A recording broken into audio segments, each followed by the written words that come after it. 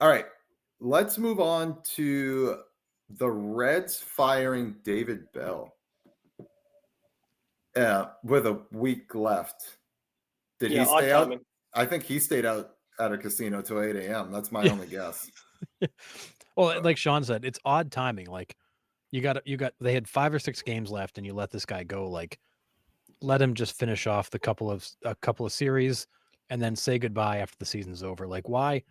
What are you doing firing a guy like that that's that respected, who's done a lot for you with a week left? Like, that just seems ridiculous. Just finish the season. Yeah, and it's not like there's enough time, like whether they're in the race or out of the race. Like, if there was a month left, it's like, okay, like maybe we have an eye on a younger interim guy that we want to see, or maybe, we're challenging the players to say, hey, you got this guy fired, but we think that this is a better club. So you guys prove it to us. Who wants to be here for next year? Like that whole kind of thing. Like there's not enough time left for any of that to take place. It's just like the odd time, like there's nothing that's going to happen from here. Like you're not lighting a fire under anybody. yeah.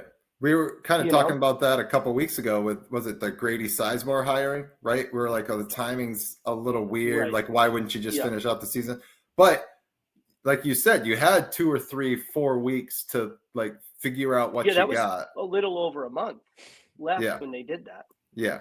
This one is really weird. You got a week left. You got 6 games left, give or take. Yeah. Weird. It Yeah. is really weird. So I'm not sure if you guys saw their president of baseball operations, Nick Krall, came out and actually talked to the media. Was this yesterday? Might have been yesterday. After they fired him. Yeah, it was the day after they fired him. And he spoke to the media for quite a while about it. And there's some quotes in it that were a little interesting. So don't forget, they extended David Bell at the end of last year. They gave him a fresh contract because they were committing to him with this core. And one of the comments Krall makes is, over the last few years, he was the right person for this job. But there were some philosophical differences in where we were, and as we evaluated things over the last couple months, we felt we needed to make a change.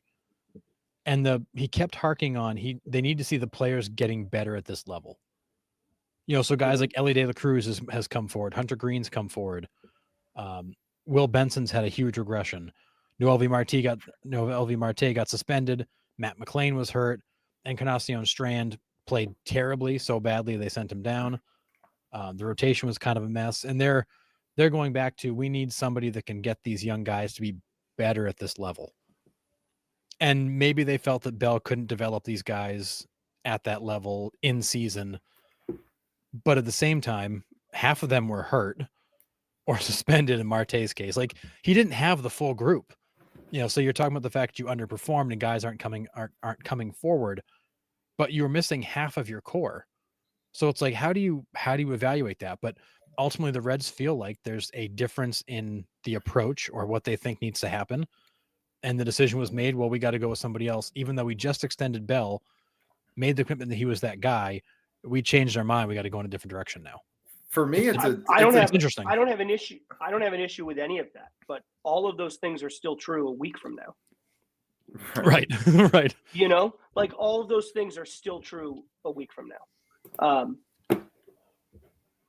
So I mean, I get it. And that very well, I mean, obviously I'm not in the building every day. I mean, if they have some philosophical differences and they are starting to really doubt whether or not he's the right guy to develop some of these young, then yes, that's the right move. You got to move on from him.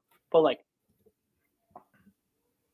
I mean, to kind of, again, we talk about the way that the Nationals embarrassed CJ Abrams. I mean, this is kind of an embarrassing thing for David Bell. I mean, this is 1 week from now, you could do this a whole lot quieter.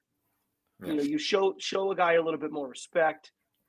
I don't know. Is that the message you want to send to future managers out there? Hey, this is how we treat our guys. Like, yeah. I don't know. Well, I think you could potentially be doing a whole lot more harm. Yeah, 14 months ago, you're hugging the guy at the podium, signing a contract extension that he's your guy and he's the future of this team with this core, and all of a sudden now he's not and he's gone.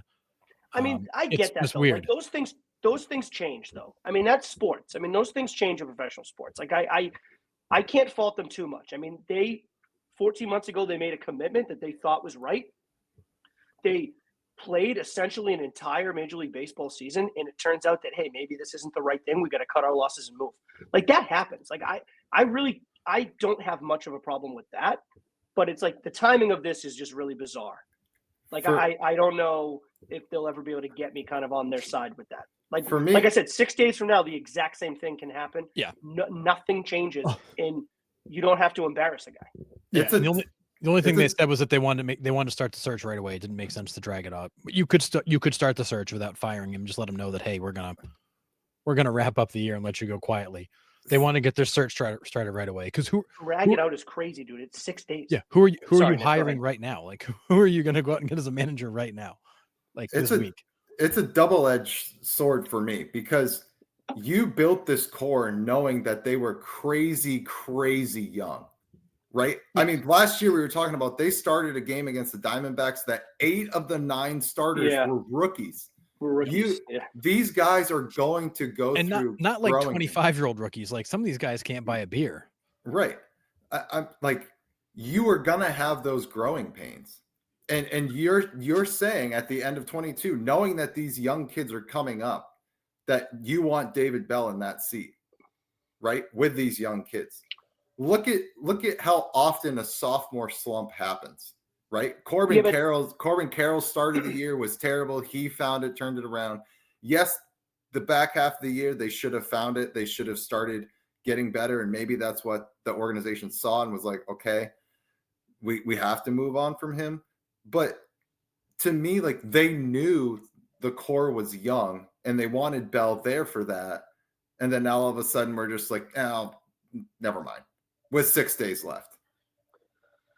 Yeah, it's bizarre. You got to give them some leeway. Like, they are the ones that are in the building every day, and they're the ones that have the vision on what they're looking for on these young kids.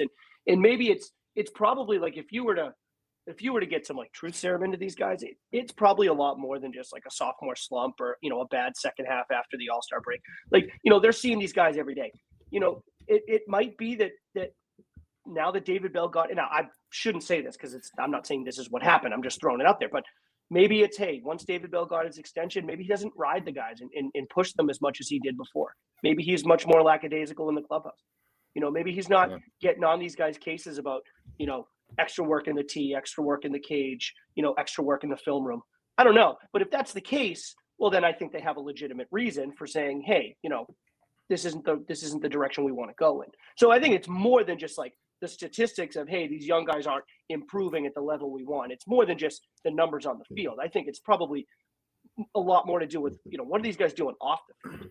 Kind of what is the work ethic looking like? Like, are these guys growing as a core of a team, or are these guys individual me guys? And is that being promoted by David Bell? And that's not the culture we're looking for. Right. Yeah, and if all those things are, and I think that, again, these front office guys, like, they're in the clubhouse every day. Like, they know what they're looking for. Clearly, they're not seeing what it is that they're looking for, and they've decided to move on. I don't have a problem with any of that. The timing of it is bizarre for me.